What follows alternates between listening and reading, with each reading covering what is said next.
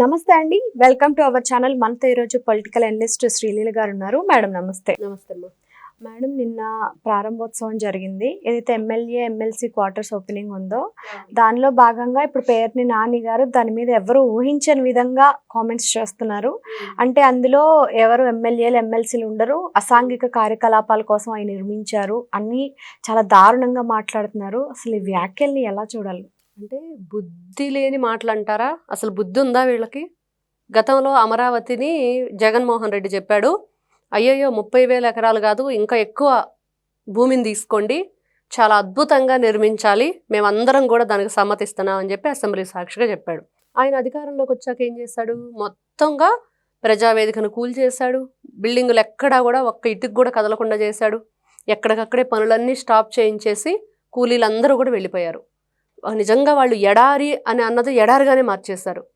చిల్ల చెట్లు పెరిగిపోయి నీళ్ల గుంటలతోటి ఇప్పుడు సగం సగం కట్టినప్పుడు వాటర్ వచ్చినప్పుడు దాంట్లో స్టాగ్నెట్ అయిపోతాయి కదా వాటర్ అంతా. ఇలా చెప్పుకుంటూ వెళితే వాళ్ళు శ్మశానం అన్నారా, ఎడారి అన్నారా, దేనికి పనికిరాదన్నారా, నీళ్ళు వస్తే మునిగిపోయిద్ది అన్నారా? అంటే గతంలో వాళ్ళు మాట్లాడిన మాటలే.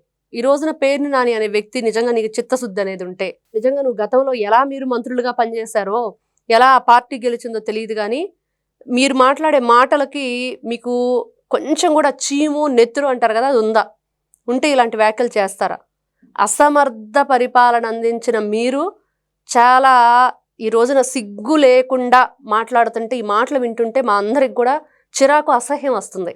ఏదోలే రాజకీయాల తర్వాత సరే వాళ్ళు ఇంకా దిగజారిపోయారు, సరే ఏదో మాట్లాడుతున్నారంటే రోజు రోజుకి ఇంకా దిగజారిపోతున్నారు. ఈ రోజున ఎమ్మెల్యే టవర్స్ అవన్నీ కూడా ప్రారంభోత్సవాలు జరిగి ఇంకొక వైపు చూసాం, అది బకింగ్హామ్ కెనాల్ మీద స్టీల్ వంతెన. ఇంకొక వైపు చూస్తే ఈ అమరావతికి వేసిన ఈ సీడ్ యాక్సెస్ రోడ్డు, ఇవన్నీ కూడా ప్రపంచవ్యాప్తంగా ఈ రోజున అమరావతిని కొనియాడుతున్నారు.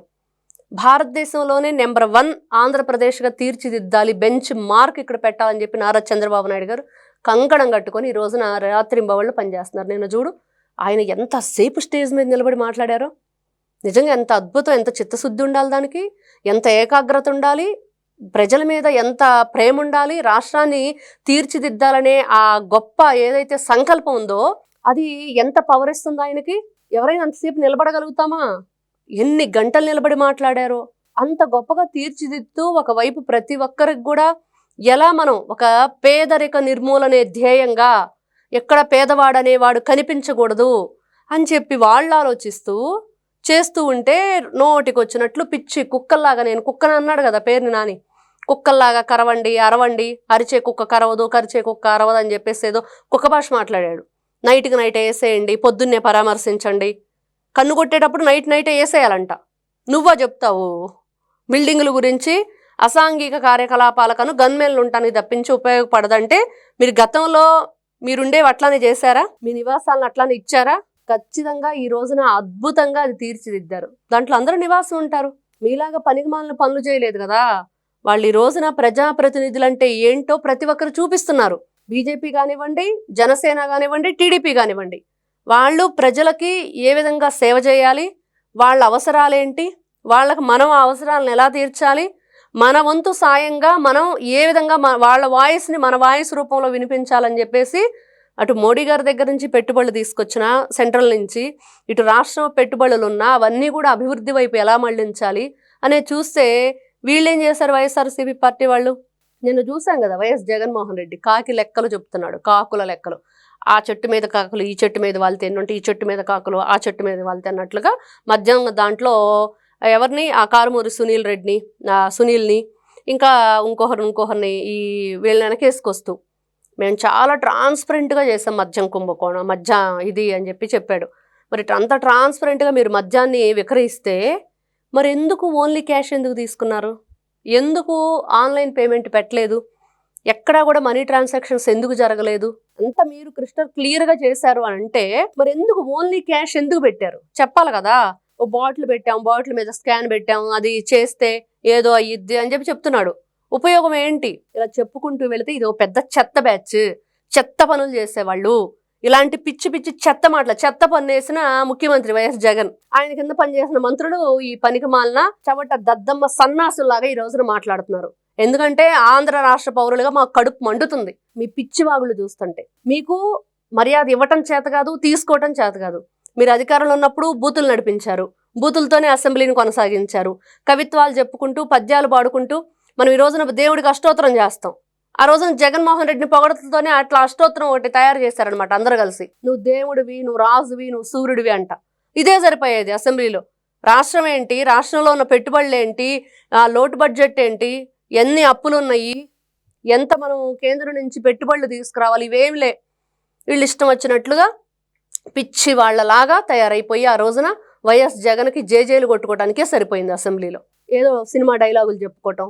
మీరా మాట్లాడేది? అమరావతిలో ఒక్క ఇటుక పెట్టలేదు, పోలవరాన్ని కొంచెం కూడా ముందుకు తీసుకువెళ్ళలేదు, పట్టిసీమను పరుగులు పెట్టించలేదు. బుద్ధి ఉండాలి మాట్లాడటానికి. పేరు నానికి, కొడాలి నానికి, అంబటి రాంబాబుకి, వితిన్ జగన్మోహన్ రెడ్డి గారితో సహా. అంటే అన్నారని ఏడుస్తారు, అదిగో మమ్మల్ని అంటున్నారని. మరి మీరు మాత్రం ఎలాంటి మాటలు మాట్లాడుతున్నారు? ఇలాగా మాట్లాడేది ఒక సమర్థవంతమైన నాయకుడు గొప్పగా పరిపాలన అందిస్తూ, మీకు ధైర్యం ఉంటే మీ 11 మందిని తీసుకొని రండి, 2-3 రోజులు స్టార్ట్ అయిపోతున్నాయి కదా అసెంబ్లీ, ఎందుకు రారు? భయమా? సమాధానం చెప్తాడు లోకేష్ అక్కడికి వస్తే అని చెప్తున్నారు కదా, ఎందుకు రారు? ఏంటి కారణం? ఏంటి వీళ్ళ ప్రాబ్లం ఏంటి? డిఎస్సీ మీద అవకతవకలు జరిగినాయి అంటారు, ఇదిగో నాకు మర్యాద ఇవ్వలేదంటారు, లేకపోతే నాకు సరిగ్గా ప్రోటోకాల్ లేదంటాడు, సెక్యూరిటీ లేదంటాడు, ఇవన్నీ చెప్తున్నాడు కదా. మరి అవేదో వచ్చి అక్కడే తగలబడొచ్చు కదా, అక్కడికి వచ్చి మాట్లాడొచ్చు కదా. ఈ రోడ్ల మీద ఎందుకు ఈ విన్యాసాలన్నీ? ప్రజలు కిలోమీటర్ల మేర ట్రాఫిక్ జామ్ అయిపోవటం, అక్కడ టోల్ గేట్ల దగ్గర సీసీ కెమెరాలు ఇరగొట్టడం, అంబులెన్స్ ఆ ట్రాఫిక్లో అది చిక్కుకుపోవటం, ప్రజల ప్రాణాలు గాల్లో కలిపేయటం ఈ వైఎస్ జగన్మోహన్ రెడ్డి. అలాంటి పేరుని నాని ఈ రోజున ఇలాంటి పిచ్చి పిచ్చి మాటలు. పేదల బియ్యాన్ని పంది కుక్కలా తిన్నావు నువ్వు, మర్చిపోయినట్లున్నావు. పీడిఎస్ రైస్ ఏం చేశాడో చెప్పనండి. ఎన్ని కోట్లు ప్రభుత్వానికి చెల్లించి భార్యాభర్తలు ఇద్దరు పారిపోయి ఆ డబ్బు చెల్లించాక ఎట్లా బయటకు వచ్చి తిరిగి ఈ రోజున ఇలాంటి మాటలు మాట్లాడుతున్నాడు. అమరావతిని అద్భుతంగా సుందర నగరంగా తీర్చిదిద్దే విధంగా బాబు గారి ప్లాన్స్ ఎవ్వరూ ఆపలేరు. మీలాగా అవినీతి చేయట్లేదు, బూతులు తిట్టట్లేదు, క్యారెక్టర్ అసాసినేషన్ చేయట్లేదు, ఫోటోలు మార్ఫింగ్లు చేయట్లేదు, ఇంట్లో మహిళలను వేధించట్లేదు, ప్రజలను అంతగా మీరేదిచ్చినంత ఇదిగా వీళ్ళు ఏదిచ్చరు. ఇవన్నీ కూడా తెలుసు. మీరు ఎన్ని పనికిమాలిన పనులు చేశారో తెలుసు. కానీ ఈ రోజున వీళ్ళు ఏం చేస్తున్నారంటే ప్రజలను ఎలా చూసుకోవాలి, వాళ్ళకి ఏ విధంగా మనం సంక్షేమ పథకాలను అందించాలి. చంద్రబాబు నాయుడు గారు సంక్రాంతి కానుక ఇచ్చేవాళ్ళు, అదేవిధంగా రంజాన్ తోఫా ఇచ్చేవాళ్ళు, క్రిస్మస్ కానుక ఇచ్చేవాళ్ళు. ఇవన్నీ కూడా ఏంటి, ఈ ఏదైతే రేషన్కి సంబంధించి ఆ రేషన్ షాపుల దగ్గర నెయ్యి, కందిపప్పు, పెసరపప్పు, బియ్యం, బెల్లం, చక్కెర ఇవన్నీ కూడా ఇచ్చేవాళ్ళు. గోధుమ పిండి, తైదలు, ఏదంటే రాగులు అంటారు కదా అవి, పామాయిల్ ప్యాకెట్టు, ఇన్ని రకాలుగా ఇస్తే ప్రతి మనిషికి ఇంట్లో ఎంతమంది ఉంటే అంతమందికి 5 కేజీల బియ్యం.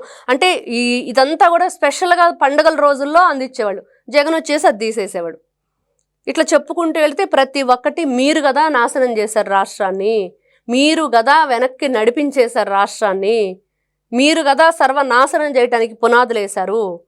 మీరు లబ్ధి పొందటానికి, మీరు ఆస్తులు కూడబెట్టుకోవడానికి ఈ రోజున రాష్ట్రంలో ఎన్ని భూములు కొట్టేశారు, ఎలా కొట్టేశారు. వీళ్ళకి ఎంఆర్ఓ విఆర్ఓలకు సంబంధించిన ఆ లాగిన్లు కూడా వీళ్ళు లాగిన్ అయిపోయి వాటికి దొంగతనంగా భూములు కొట్టేశారంట.